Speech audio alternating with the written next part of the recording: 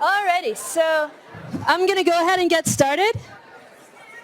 Raise your hand if you can hear me. Awesome. Okay, so I guess first up is syllabi. I think, could you raise your hand if you're holding onto a stack of extra syllabi at this point? Okay, cool. If you want to put them like on the rail at the back of the room and then people who come in late can grab them from up there, that would be super helpful. Thank you. I printed off enough for everyone who's enrolled and everyone on the wait list, so hopefully they all get where they need to be. But yeah, there's a lot of people. Also, hopefully you guys saw my email that was kind of late yesterday afternoon, but we're currently at completely full seating in this classroom and also about 30 people on the wait list. So if you are waitlisted, could you please sort of stay at the back of the room, sort of along this rail, or along this rail on the left side. Sorry guys, it's kind of standing room only at the moment. So hopefully we'll get enrollment sorted out. I guess if it fits in your schedule, there is still space in the 11 o'clock Monday, Wednesday, Friday lecture with Dr. Jin. So that might be an option if you want to guarantee yourself a spot in the class. Then switching to his lecture might be the best way to do that. But otherwise, you know, it's a little bit hit or miss as people drop from the lecture and free up space in the recitations in the lecture, then that might let you get bumped in from the wait list, but it's kind of a gamble. I'd say I think enrollments close middle of next week as far as like bumping in people from the wait list. So maybe just like hang out where you are for the time being, and then as the end of this week gets close, we can see how things are looking. Okay, I guess there are a few empty seats in the middle of some of the rows here. Maybe if you guys sitting in those rows could like scooch in a seat or two towards the middle, that would make it easier for people to get in, or we can sort of have people just walk past you.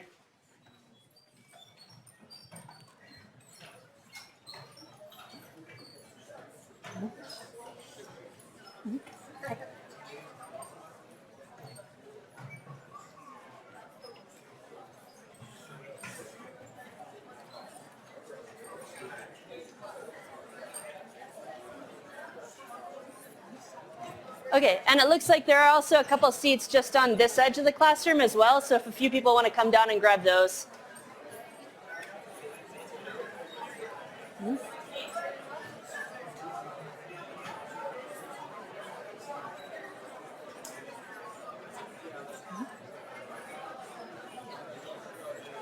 Okay, so it looks like we're pretty packed in now.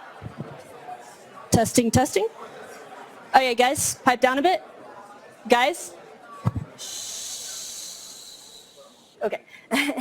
All right, so my goal for today is to pretty much like go over the syllabus. I know I've given you a paper copy, but it doesn't hurt to sort of make you aware of the way things run in the course just by me going over it.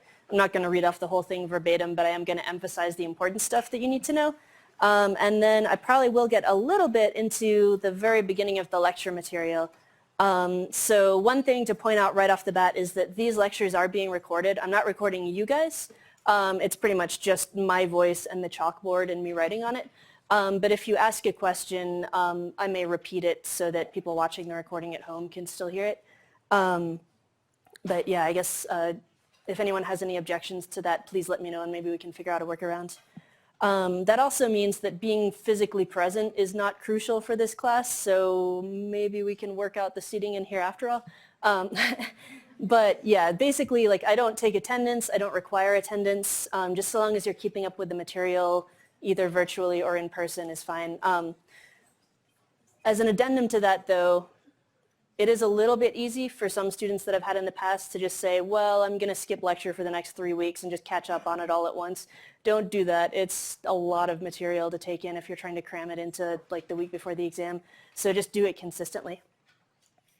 Okay, so here's my syllabus. This is the class. We're Organic Chemistry 1 Lecture, 3311-100. I'm Dr. Jackie Richardson. You can call me Dr. Richardson or you can call me Jackie. I'm not too picky as to which. So if you made it here today, you already know that the class meets Monday, Wednesday, Friday at 9 in Gold ATB 70. But we also have recitations linked to the lecture, and there's a table at the top of the syllabus. So when you signed up for the lecture, you should have also gotten into a recitation.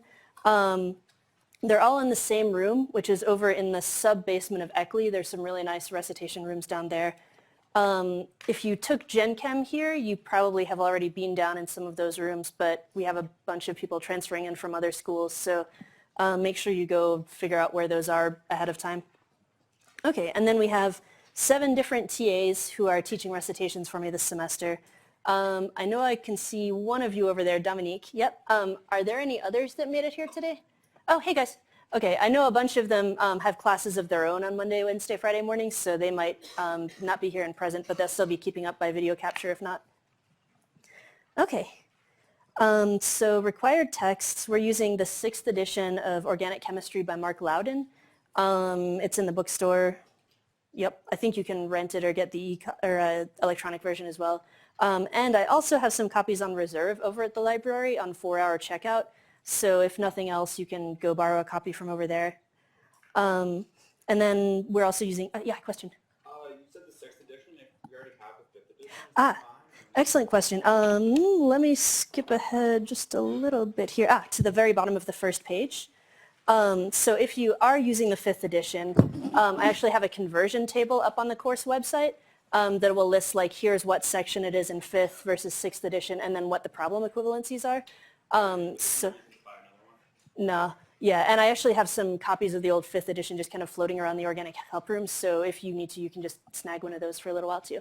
Yeah, so don't spend the money if you've already got the old copy of the book. It's close enough that you can get by just fine. I think like if anything does end up being different, then like for instance in that equivalency table it might say like not in 5th edition or 6th edition for a few small parts. For those you can always just go to the library and check out the reserve copy for a little while and photocopy it. So, okay. So grading, the way that it works is given in the second table on the syllabus. So we basically split the grade into 750 points. There's 3 midterm exams worth 100 points each. There's recitation quizzes that are worth 20 points each. We give you 6 of them during the semester, but we drop your lowest score, so only 5 of them count towards your grade. So that's kind of a freebie if you have like a bad week or you just get sick or whatever. You just auto drop a quiz for everyone. We also have 11 online homework sets, of which only 10 count towards your grade. So same thing there if you have a bad week. And then the final exam is 200 points, so that's worth twice as much as a regular exam. So I'll give you more details when we get closer on that. But overall, the whole course is worth 750 points. So I actually use 2 different ways of calculating your final grade. So one way I'm going to do is go through pretty much the way that it says in this table, add up all the points that you got for everything, and that's your letter grade. Post curves on everything because I curve the exams as necessary. Or you'll notice this bolded sentence midway down the first page. If your grade on the final exam post curve is higher than your overall grade for the course, I'm just going to straight up use your final exam grade for your course grade. So this has saved some people in the past. If they just have like a really rough semester and there's a lot of stuff going on and then they manage to get things back on track the last few weeks and ace the final, then that's their final grade is like a lot higher than it would be. But I have also had plenty of students who treat this as sort of a pass to not put in as much work as they could during the semester. And then they try to make it up last minute, and that tends to end very badly. So I'm giving you enough rope to hang yourselves with this policy. So it's up to you to keep things on track. Like if you let things slide, make sure you're still catching up enough that you can do well on the final, and don't expect to just pull off a miracle at the end if you haven't been sort of catching up during the semester. On that note, the analogy that I really like to use for studying OChem, or anything that requires sort of practice and repetition like organic chemistry tends to do, is think of it like you're learning an instrument or learning to play a new sport, or I don't know, weightlifting or something like that. If you do nothing for like most of the time, and then you just like practice really hard for 16 hours a day, or you lift weights for like 16 hours straight or something right before the big recital or competition or whatever, not only are you still going to be really bad at it, but you're going to feel terrible, and you're probably going to like injure yourself possibly. So I don't think you can injure yourself in OChem, at least I hope not in the lecture. But just consistency and practice is way, way more useful than trying to cram it all into the last few days before the exam. So that's kind of my rationale for having recitation quizzes, is just giving you checkpoints to make sure you're keeping on top of things. And also my rationale for having online homework is that's going to sort of give you at least a little nudge in terms of keeping on top of things. Okay, so I'm going to pause for any questions here. Okay, and I guess one other thing I should mention is I tend not to be a stickler for people raising their hands. If you do put your hand up and I don't see you, wait for me to take a breath and just like shout the question out. I don't mind. Okay. So last little bit about grading here. We are going to be using Canvas, but I don't post most of the actual course materials on there. I pretty much only use it for your grades on individual items. That also means that it's not necessarily going to reflect any excused absences that you have. So it's pretty much like you got X points out of Y on this assignment, but until I go through and calculate, dropping your worst score on quizzes and maybe replacing your whole grade with the final exam grade, it might not reflect how you're actually doing in the course, although you can still use it to get a feel for, I'm above or below average for this assignment. Okay, so most of the actual course documents that I'm going to be using, sorry, if we jump back up to the very top of the first page where it says website, this was in the email that I sent out to you guys yesterday, but the course website for all of the organic chemistry courses at CU Boulder is www.orgchemboulder.com. So I use that for my lectures, which includes like exams, quizzes, and such. And I also put typed up lecture notes on there. So this is what I'm going to be lecturing off of. If you want to print off a copy and bring it with you and take notes in the margins, that's one way to do it. If you want to print it off and like take handwritten notes as you follow along, that's one way to do it. Or you can just sort of like just rely on handwritten notes and then like go through and double check them against the typed notes later. However you want to do it, they're pretty much like, I'm more or less going to be sticking to these unless someone asks a really good question, and then I branch off and talk about that for a while. Okay. So chapter 1's posted on there now, but I'm going to update the other chapters and post them before we get to them in lecture. While we're on the topic of the website, it's worth mentioning right now that pretty much all of the organic exams that have been given in the past in this course are also posted in the exam archive on there, assuming the professor is okay with me putting it up there. So all of my old exams are on there. So if you want to go through and check out the blank exam and the key, it's really helpful when we get close to our exams, because you can pretty much give yourself a couple hours, print off a blank exam, go to a quiet space in the library or wherever, and pretend you're actually taking it. And then you can grade yourself against the key, or like pass it around to a friend who's doing the same thing, and you can grade each other's exams. But pretty much the best way to get good at doing organic chemistry problems is to just do it repeatedly and then like error correct yourself as you go along. If you just show up to lecture and say, okay, sounds good, looks reasonable, and then you sit down and try solving problems, you're going to have a bad time probably. Okay, so moving down to the bottom of the first page, midterm exams are Tuesdays, like all the rest of the chemistry department, 7 to 9 p.m. We're going to be in Chem 140, which is the huge lecture hall. And the dates are here: September 24th, October 22nd, and November 19th, so like the week before Thanksgiving. And then the final exam is the Wednesday of finals week, in a location that we don't get figured out until the midway through the semester. Okay, so we're using 6th edition of Loudon. 5th edition's pretty similar, but we have a table listing equivalencies. And then if we flip around to the second page, here's sort of the sketched out plan for this semester of what I'm going to be covering when. So in OChem 1, we cover chapters 1 through 11 in the textbook, and I more or less do it by the book in pretty much the same order that it is there. I do move like a couple of small topics around from earlier chapters, not as much as some of the other professors do. But I guess for the most part, if you just stick to the chapters that are listed here in this order, I have the recommended reading sections in the table, and I also have the suggested problems out of the textbook. I will not be collecting or grading these. They're just sort of for your own, like, if you want good practice problems to work on, these are some good ones to try. So we also have the notes column on the far right of that table. So notice that there's no recitations this week because we just haven't covered enough material by Monday and Tuesday to go over.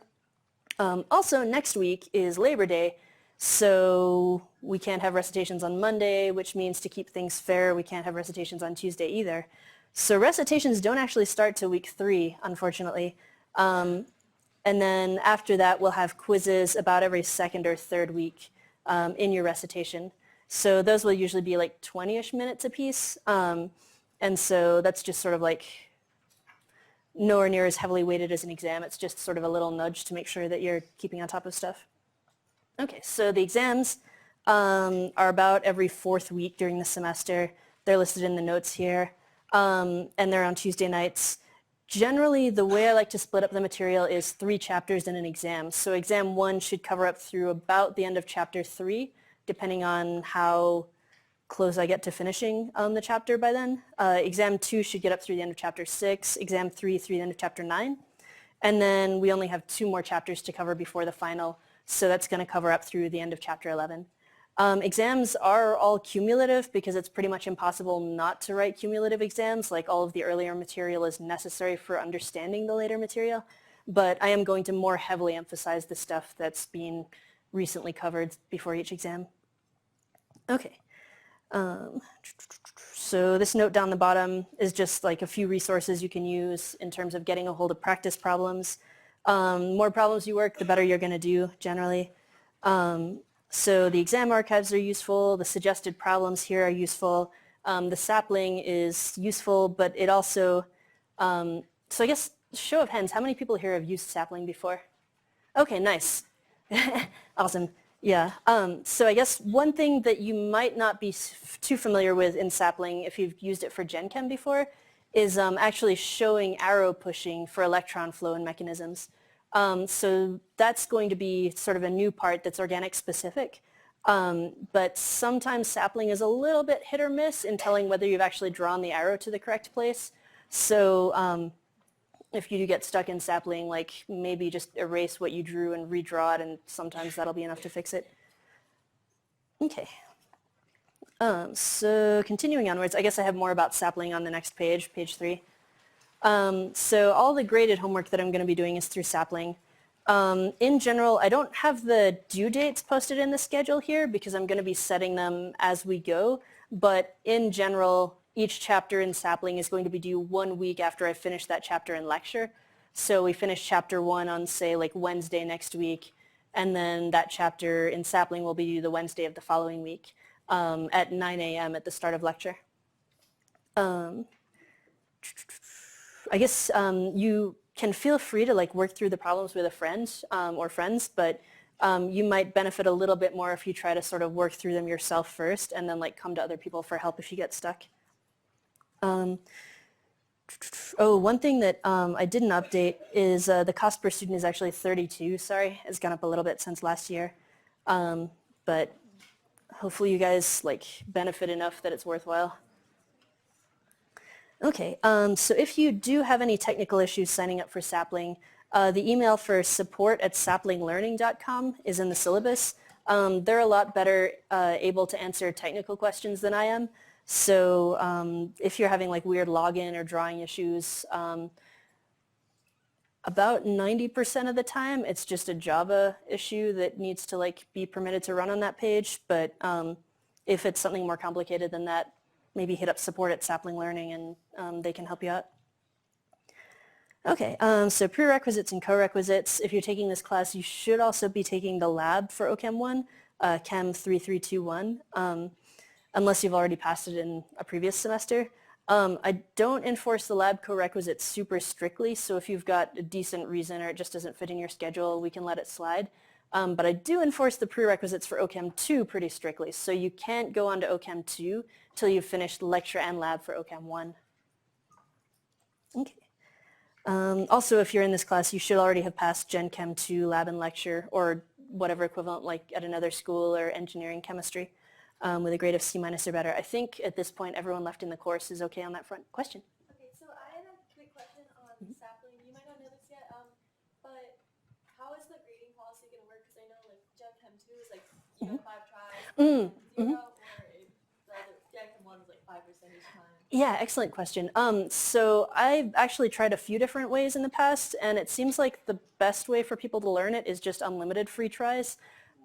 Because if you do like a deduction or limited tries, then people freeze up and panic, and then they don't like start playing around with different options, which is really how you learn. So I'm going to do the same thing this semester and just give unlimited free tries. Question? Sorry guys, could you pipe down a bit?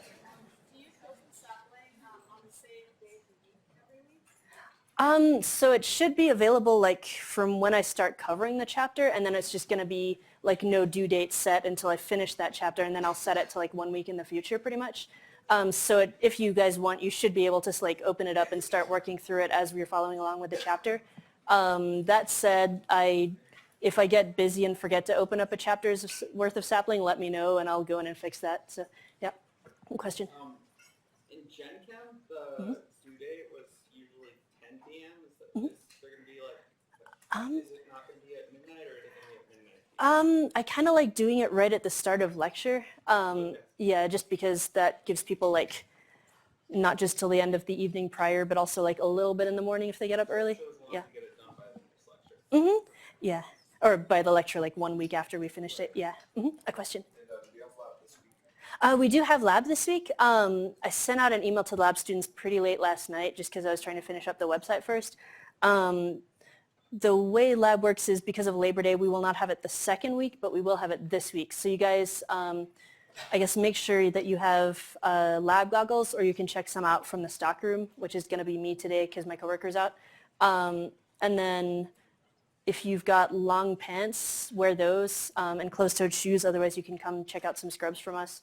But yeah, in general, like I sent out, the department just put together a revised safety policy for labs. So we are, as of like last week, requiring lab coats for everyone. But we're not enforcing it this week because I know it's very short notice. So for future labs, you will need a lab coat. But I guess I'm probably going to limit what I'm talking about to the lecture for the time being other than that. So yeah. Okay. So getting back to the syllabus, okay, so email policy is in here.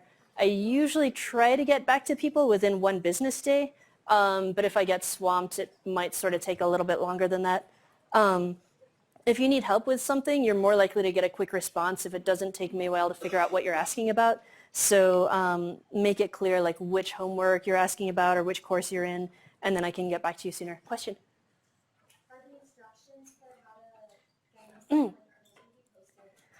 They are, yeah. So I'm still setting up the course link between Canvas and Sapling because that lets me copy grades over without having to manually like copy paste everything.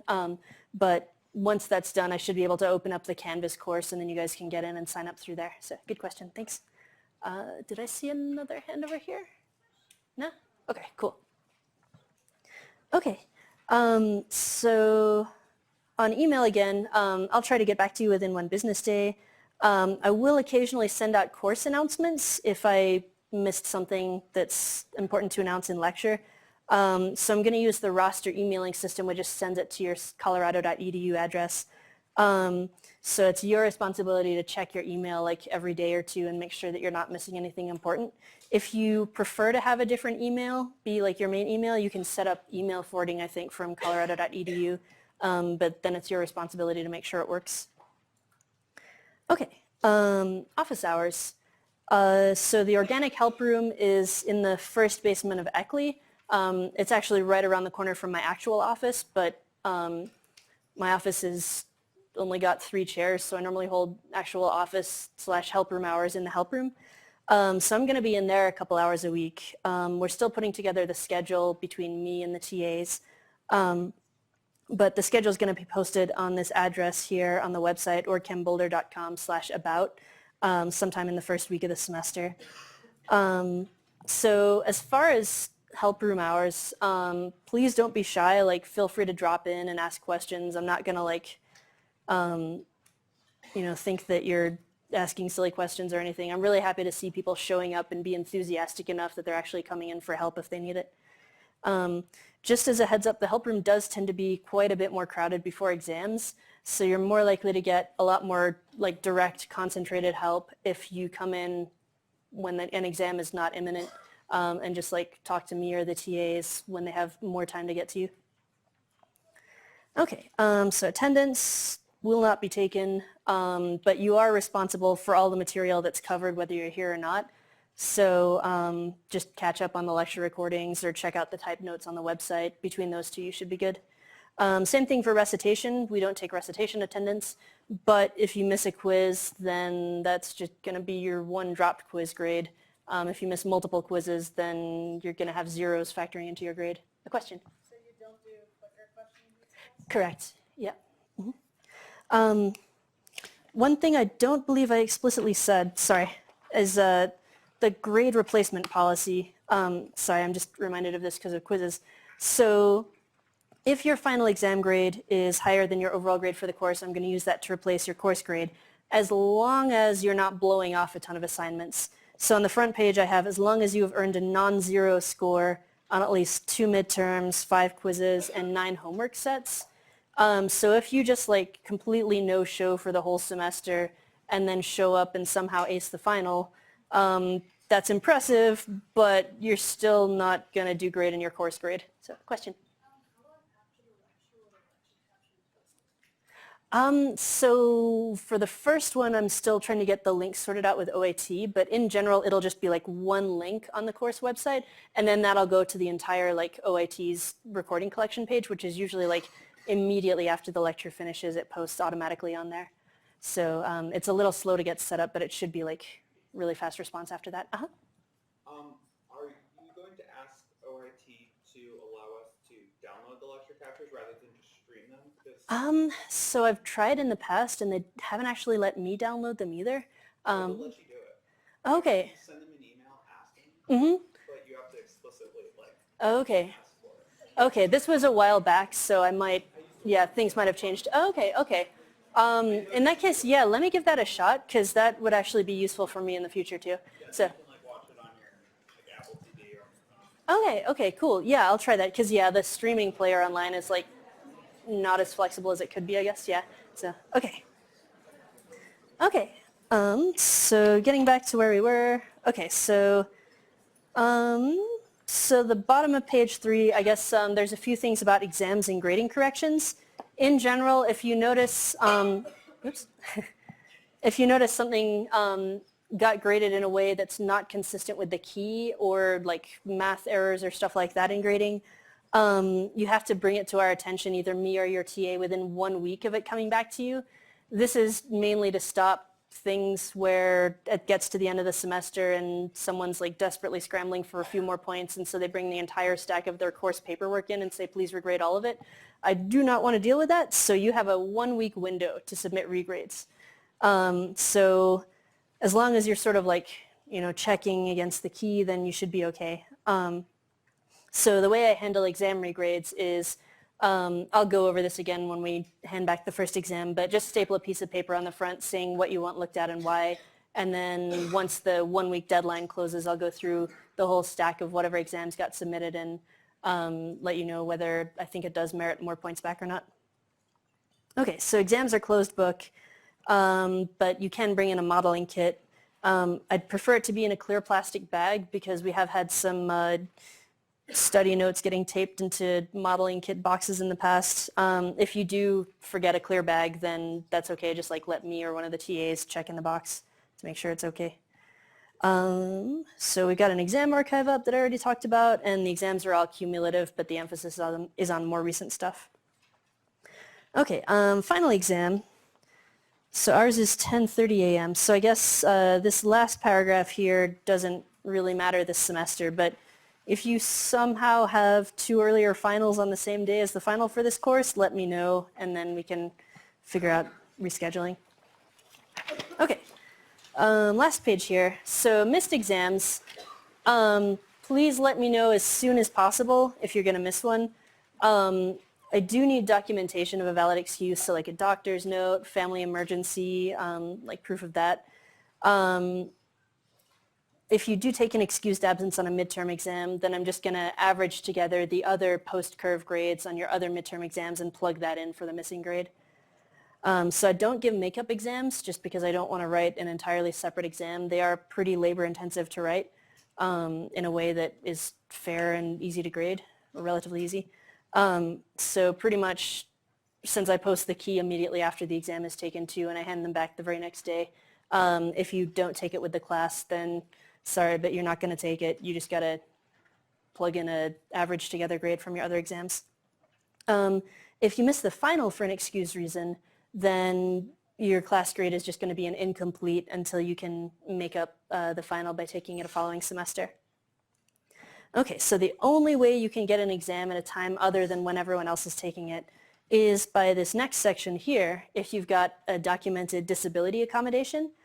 So if this is you, please bring me your letter from disability services. Paper or electronic is fine, but I prefer electronic just because it's easier for me to keep organized. And then if you get, say, time and a half or double time on exams, we have an extra time session for students who need to take that. Or if you have any other particular accommodations, let me know and we can work around it. Whatever needs to happen, we can set up. If you are wondering how you get a hold of a disability services letter because you think that you may need them, disability services contact details are on this paragraph here. You can contact them by phone or online, and they can work with you and figure out exactly what accommodations they're going to set up. They're probably pretty swamped about this time of year, so maybe get in touch like sooner rather than later, and then everything should be squared away by the time we get to the first exam. Okay. Any questions about anything so far? Okay, cool. Yeah. So 93 and A for this class? It is, yeah. So I use the standard breakdown of like 93 and up is A, 90 to 93 is A minus. Yep. So, yep, good question. Thanks. Okay. So the last few things on the syllabus apply not just to this class, but to pretty much everything at CU. So classroom behavior basically boils down to don't be a jerk, please. So everyone's here to learn. Try not to disrupt that, like create a good learning environment where people are able to focus on the material and not on like how noisy you're being or how disruptive.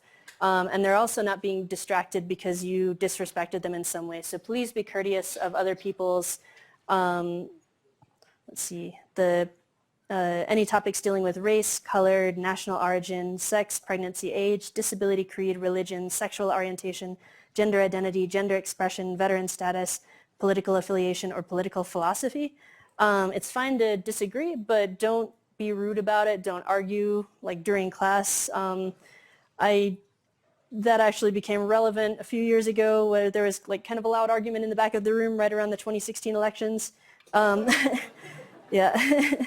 But yeah, just be respectful. Everyone's here to learn. Even if you disagree, just put it off until after class if you want to talk about it then.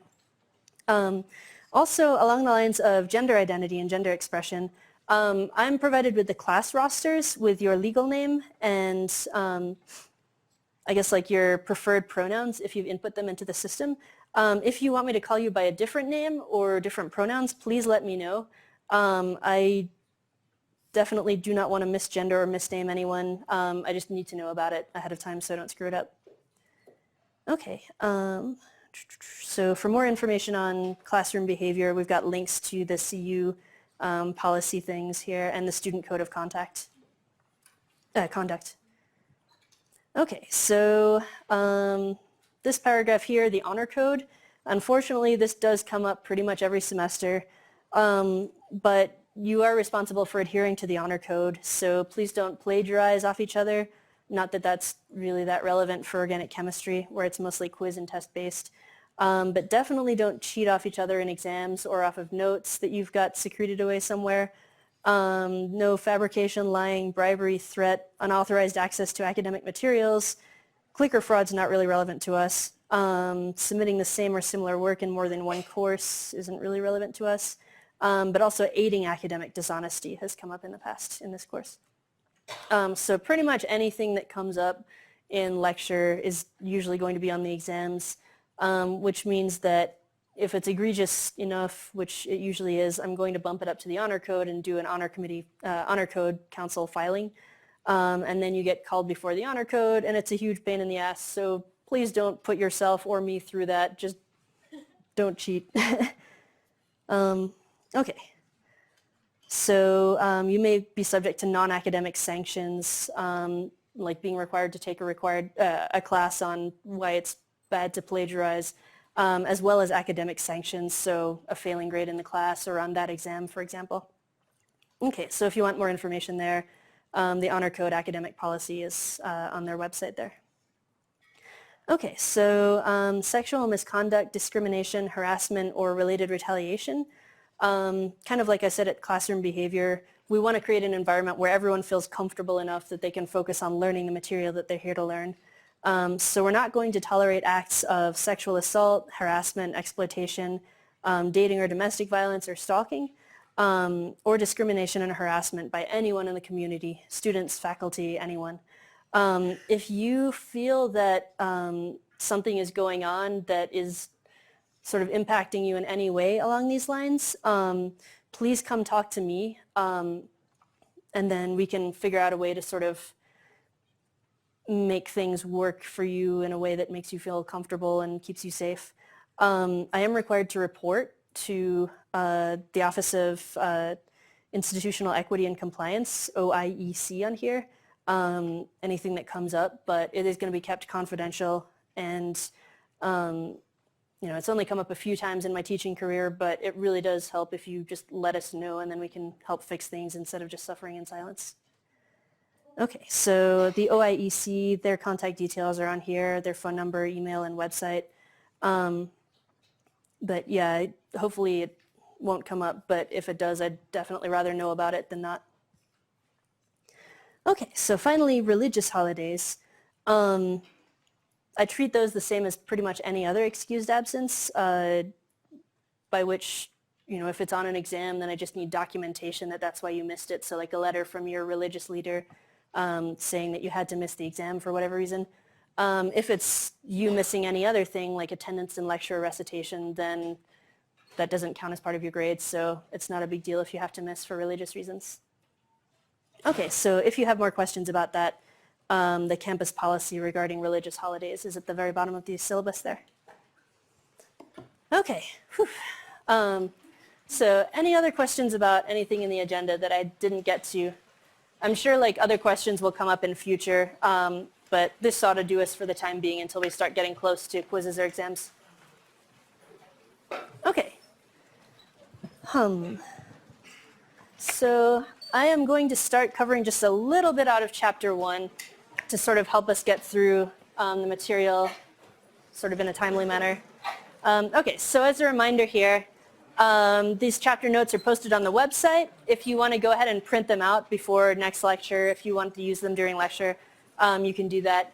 But if not, you should also be okay with like me writing sort of an abbreviated version on the board. Okay.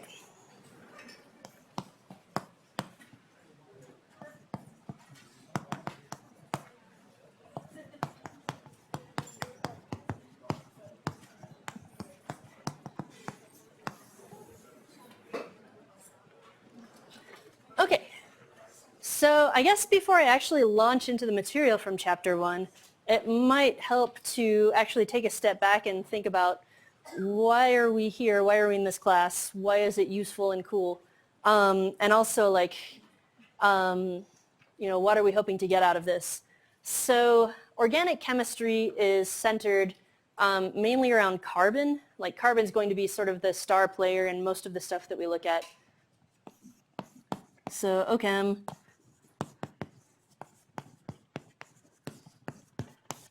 Centered on carbon. You might remember from general chemistry that carbon forms 4 bonds, which is more than most other elements can form usually. We'll talk about bonding later this chapter. But that means that it has the option to sort of connect to a lot of other atoms. And so usually most of the sort of the structure or the skeleton of a molecule is carbon-based.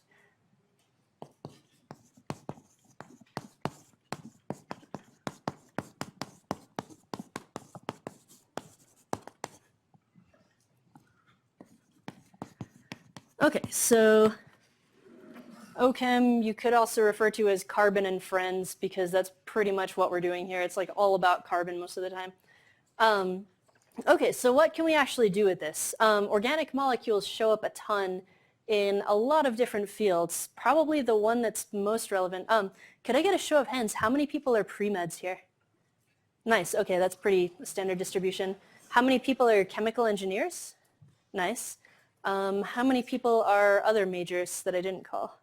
Okay, what are some of those? Like shout them out. Mechanical engineering. Okay, nice. Oh, nice. Okay. Yeah, I guess chemistry majors like have a different lecture course, but like you're totally welcome to sit in on or attend this one depending on timing. So yeah, but we probably won't have too many chemistry majors usually. Okay, other majors. Ah, okay, nice.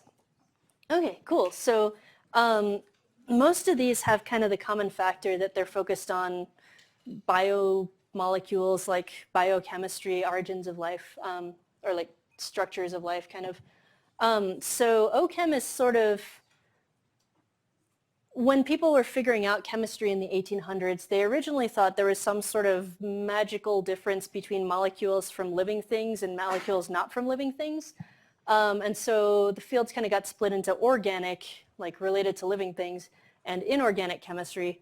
Then someone found out that actually, no, you can get organic molecules from completely non-living sources, and there's actually not like any sort of barrier between the two fields. It's just that organic molecules tend to be sort of structurally more complicated.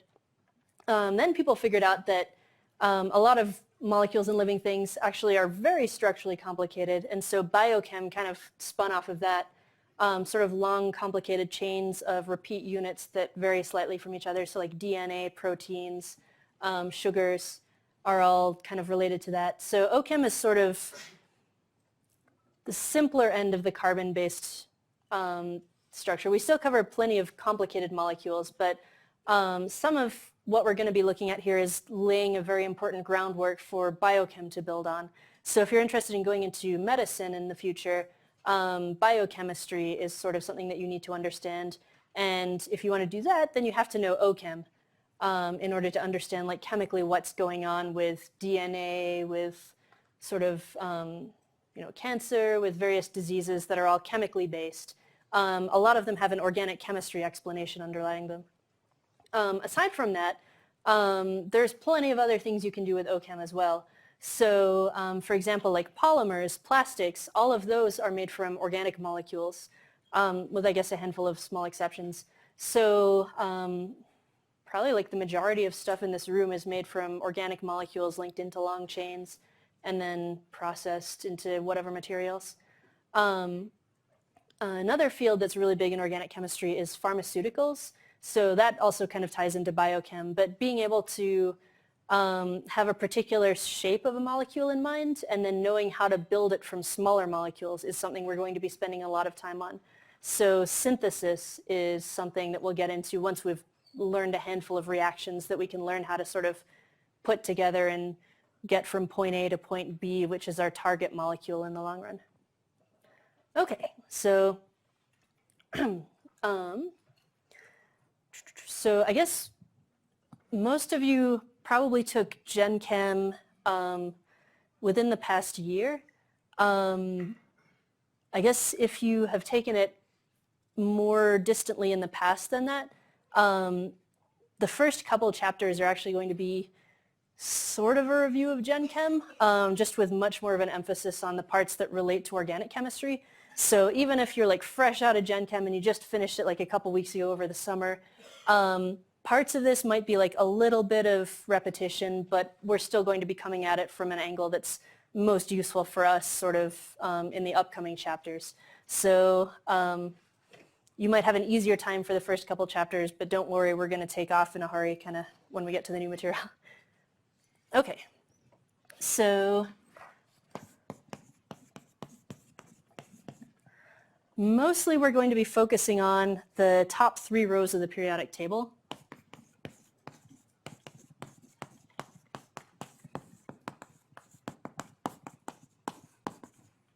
Plus the halogens, which I'll draw in as well. Okay, so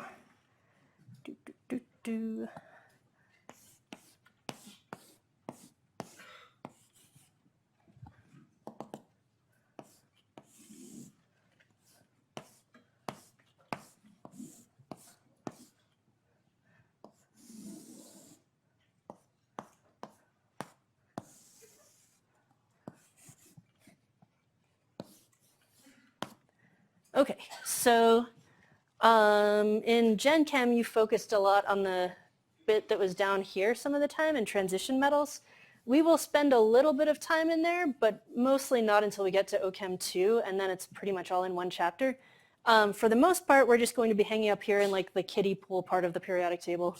Okay, so just to put it up here, because it looks like we don't have a periodic table on the walls still.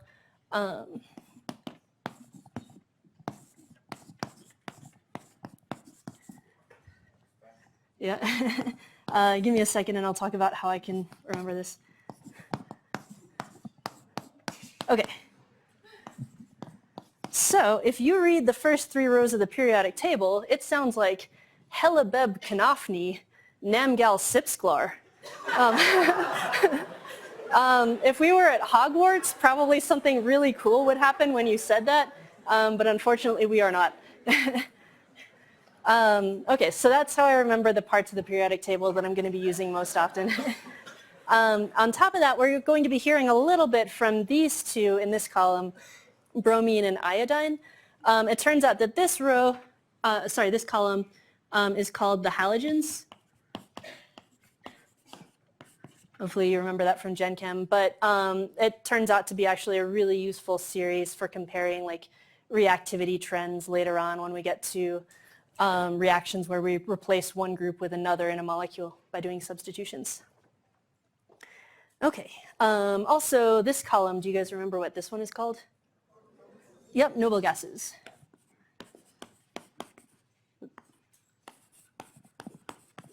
We're not going to be hearing much from them because they don't do a whole lot.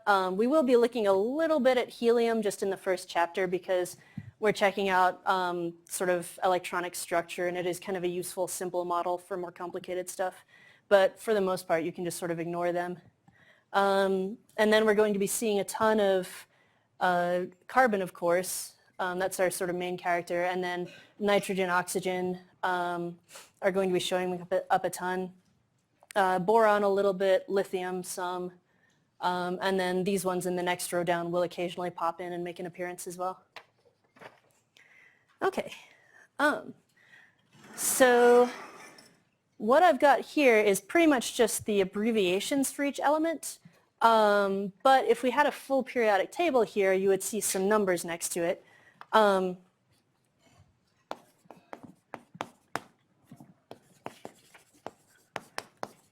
So each element has an atomic number, which pretty much just counts up as you go horizontally through the table. So hydrogen is 1, helium's 2, lithium's 3, beryllium's 4, and so on. And what that tells you is the atomic number of the element, which in terms of what the molecule, or in terms of what the atom actually contains. Do you guys remember what that means? Protons, yep. So that's equal to the number of protons in the nucleus. Okay, and that's probably a pretty good wrapping up point, so I'm going to stop there. If you've got questions about enrollment, I actually have to go over to the labs and open those up, but follow me back to my office in the chemistry building if you want to talk.